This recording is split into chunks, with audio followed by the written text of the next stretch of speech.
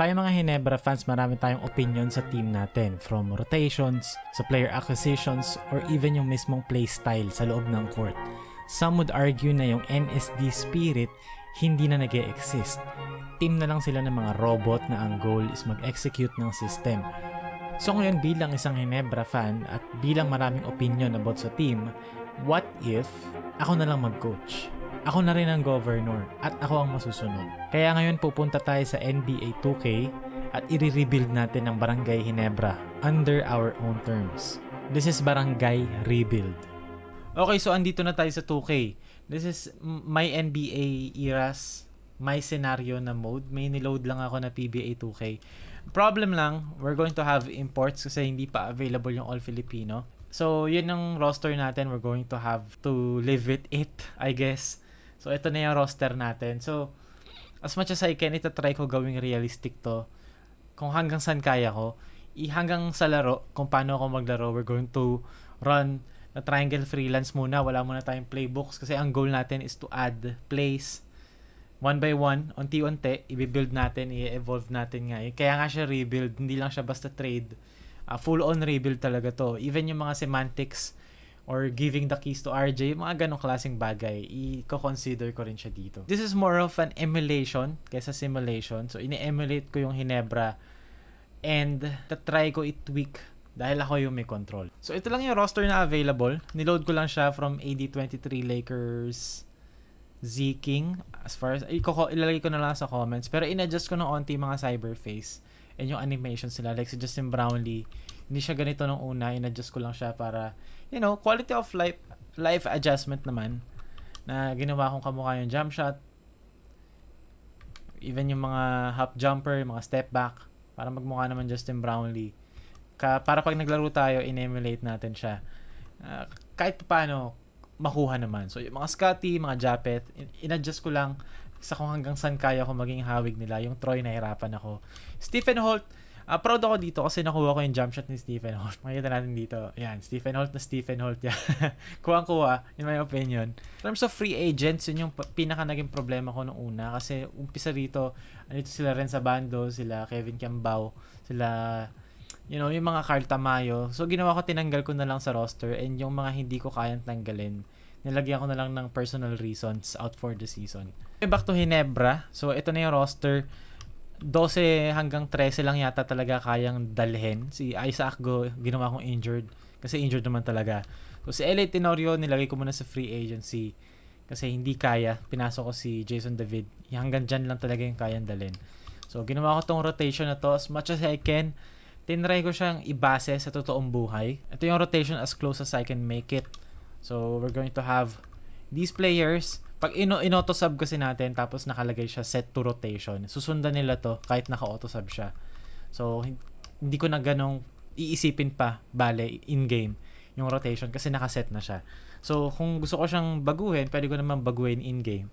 Or, i-off ko manual. Usually, ginagawa ko fourth quarter, i-off ko na siya. Ginagawa ko na siyang manual and then ako na yung masusunod. Pero this is the rotation.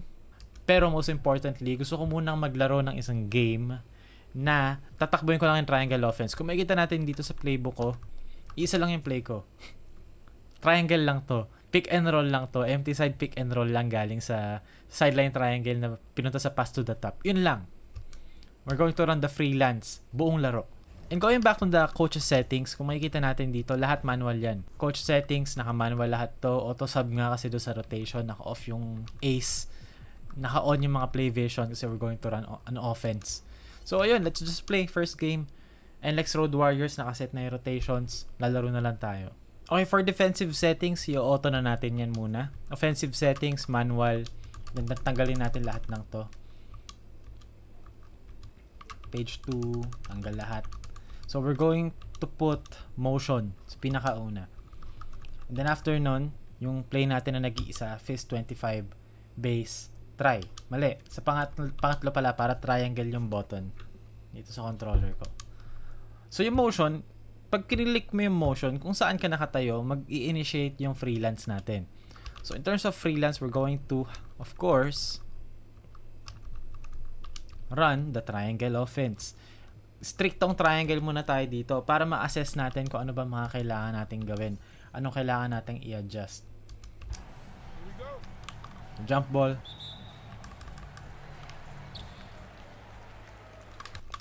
Bakit ganito yung camera? So, ang logic ko sa defense, magda-drop muna ako kasi yun naman yung default. Tapos kapag uminit si Robert Bolick, tsaka ko lang ipapahead si Japet Aguilar. So, ang sliders pala natin is Pop Boy.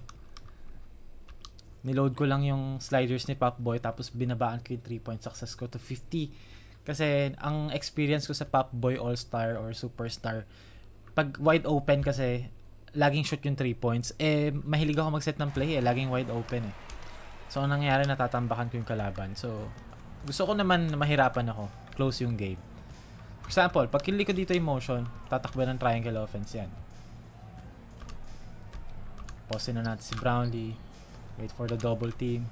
Okay, hold. Pause pa kay Aguilar. Bakit ka pumunta sa 3-point line? So, first possession pa lang. Diba?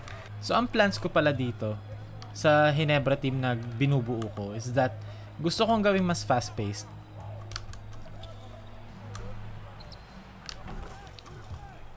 Wait lang, hindi ko gusto yun. Tanggalin natin. Ayoko namang action replay. Anyway, gusto ko gawing fast-paced. Gusto ko i-spread yung floor. Gusto ko na mas maraming pick and roll. Gusto kong i-highlight yung skill set ni RJ tsaka ni Jamie Malonzo and the other young players. Pero for now, tatakbuhin muna natin yung walang katapusang triangle offense. Kasi first game of the season, i-assist nga natin Okay, pass to the post. Aangat si Stephen out sa kabila. 3 points. And also, gusto ko rin na mas maraming 3 points.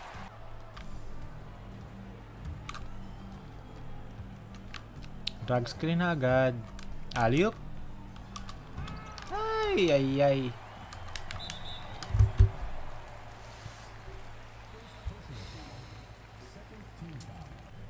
Mag-wing reverse tayo. Hindi naman to wing reverse Iba naman yung triangle freelance ngayon sa 2K.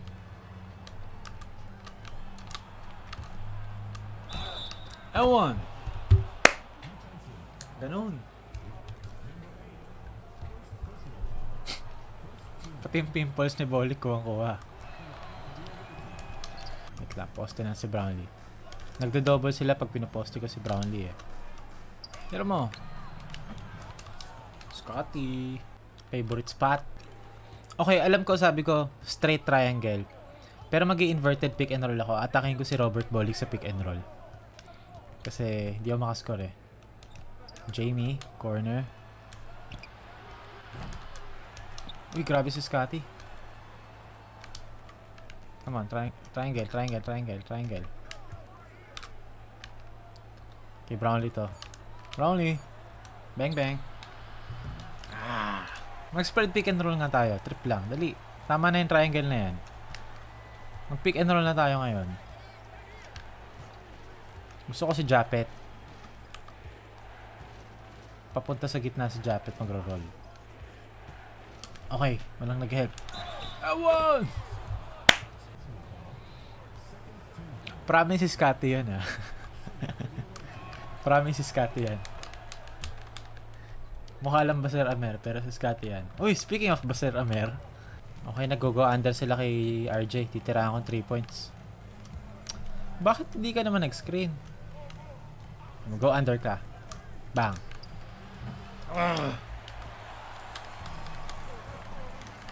Kita nyo guys, pati yung tendencies ni RJ, ginagaya ko. Pati yung lakas ng loob. Tsaka sa shot selection. Tapos si kami Stephen Holt, 0 points. So, pagdating naman ng ng pang-ilang unit, kumbaga ito na yung bench lineup, makita nyo, si Troy na yung big man. Ini-stagger ko yung minutes nila ni Japet. Maaga ko nilabas si Troy, maaga ko pinasok si Jamie, para pag ang substitution ni Japet, ang papalit, nice! Ang papalit si Troy. Small ball na to, puro shooter na, Maverick, Barrientos, Jamie, Gray. So, pwede lang tayong tumakbo. Forward pass na nga natin. Tapos motion para mag-triangle agad. Nice! Let's go. Wala. Triangle. Troy. Face up ka nga. Makita mo. Nice, Maverick. Let's go.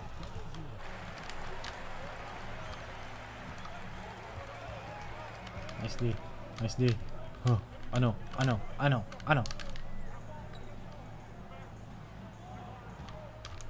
Oh. Wala. Takbo!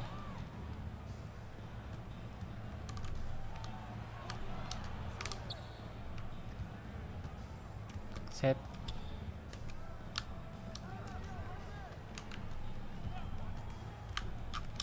Ayun o. Uy, ano ba? Maverick. 3, 2, 1.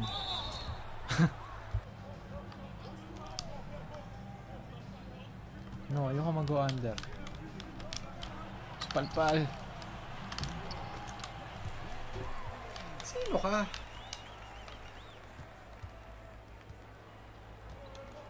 Screen Japet. Atakin na lang natin yung big man nila. Ayun na. Pwede ba ISO na lang natin si JB?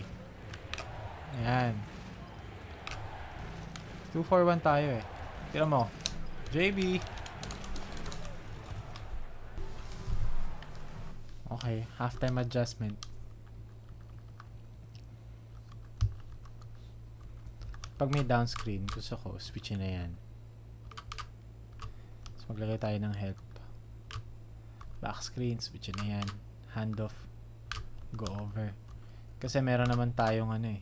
May Japet na killer naman. Hindi naman shooter yung big man nila eh. Afford nating mag-camping kay Japet sa ilalim. Open. Scotty. Okay. Oh, ito yung sinasabi ko kanina. Nice contest. Ah.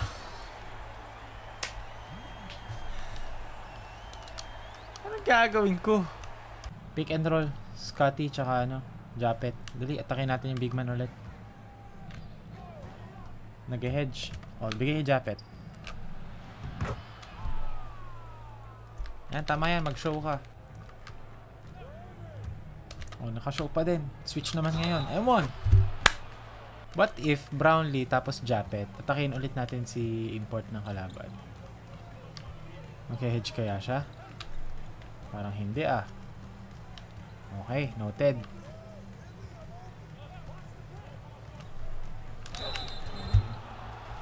As expected. Mismatch ba to? Mismatch nga to. Postehan mo na, Adamos. A 1!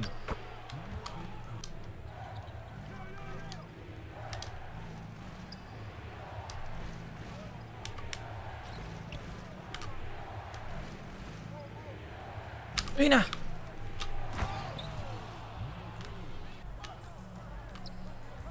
Ano, Marcelo? Ano ba naman yan? Dinakdakan ako ni Dave Marcelo. Cut, RJ. Ayoko.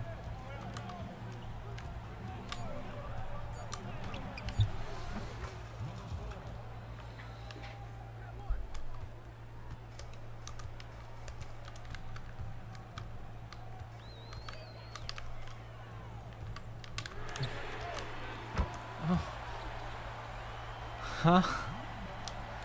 Ano daw?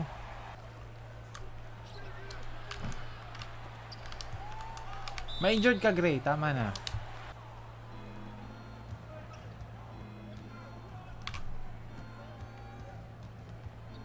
Scovie yan ah.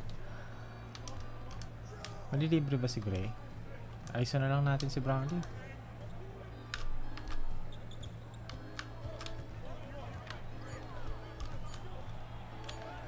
Ewan. Grabe ka, Brownlee. Balik natin si Jamie. Lagyan natin si Brownlee sa 3. Pasok natin si Scotty. 2. Mag-hedge tayo kasi si Bolik yan. O, diba? Si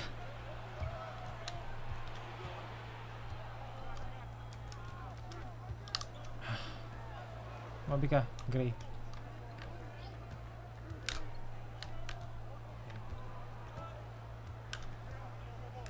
JB.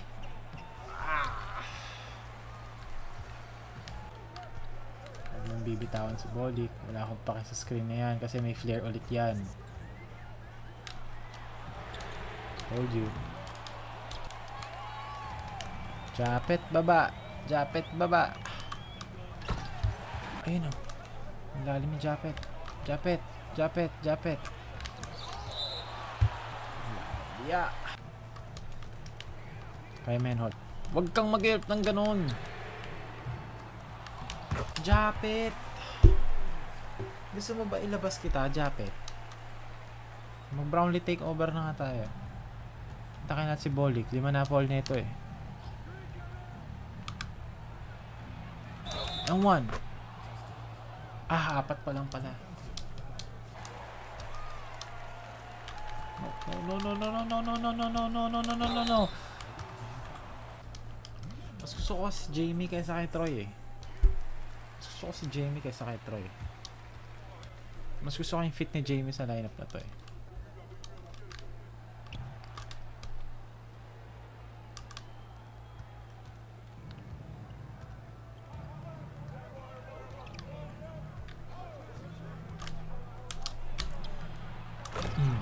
Speaking of, so kung ganun, okay lang na mamigay ako ng rebound. Pasok ko na si Troy sa 5. Kasi lamang naman ako ng 4 eh. Basta nakakascore ako, okay lang. Tingnan natin. Di pag nag-backfire, wala eh.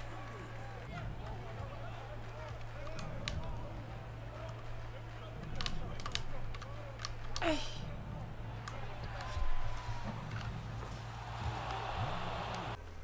Mas gusto ko yung fit ni Jamie sa lineup na to eh. Uy, wag ganon.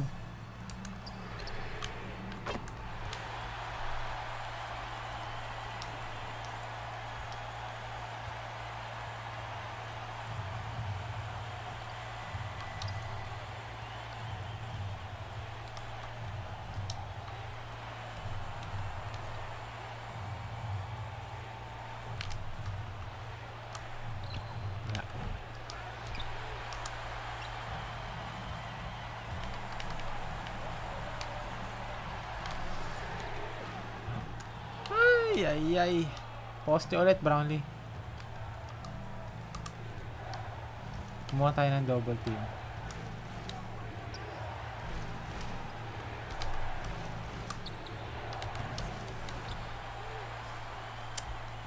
Kaya kita pinasok, Troy, kasi versatile ka, okay? Shoot mo yung mga ganon. Double na.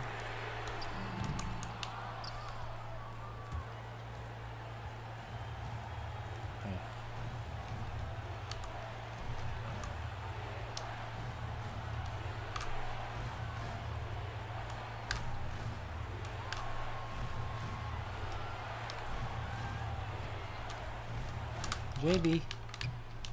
Troy.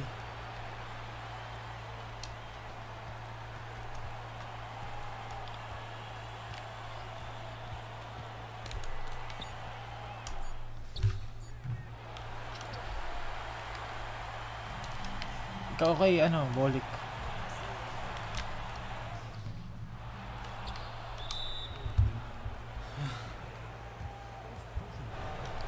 Ngayon ka pumasok, Japet.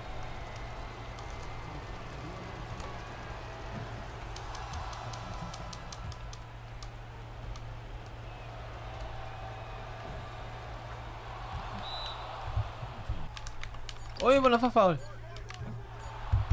Okay na. 6 out of 18 3 points. 60 points in the paint. 19 assist lang? Talaga ba? Totoo ba to? Talaga ba? 19 assist lang? Pero time of possession halos sa atin lahat. 11 steals. Rebounding panalo. Free throws madami. Ay nako, yung mga comments sa Facebook niyan. Mga haters. Anyway, leading scorer obviously Justin Brownlee with 30 points. 40 minutos ng laro, very realistic. 11 out of 24. Ang daming attempts though. Pero kasi, alam nyo naman, first half, gipit na gipit. Japet Aguilar, 14 and 10. Malonzo, 14 points off the bench.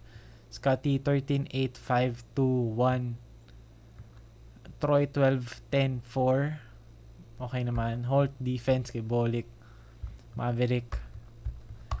Mas gusto ko sanang mas i-utilize pa si RJ off the bench. Feeling ko kailangan ko maglagay ng play kung saan may utilize ko yung skills ni RJ sa transition or sa secondary break. Pero overall, it was a nice game. Though nakita natin yung limitations ng triangle, masyado siyang nagiging parang routine. Even if sabi ko, tatry kong mag-triangle purely sa laro na to, nakita naman natin ilang beses ko inatake sa pick and roll yung big man ng kalaban. Ilang beses ako nag-Brownlee ISO. Ilang beses akong nag-transition, nag-fast break. Ilan ba fast break points ko?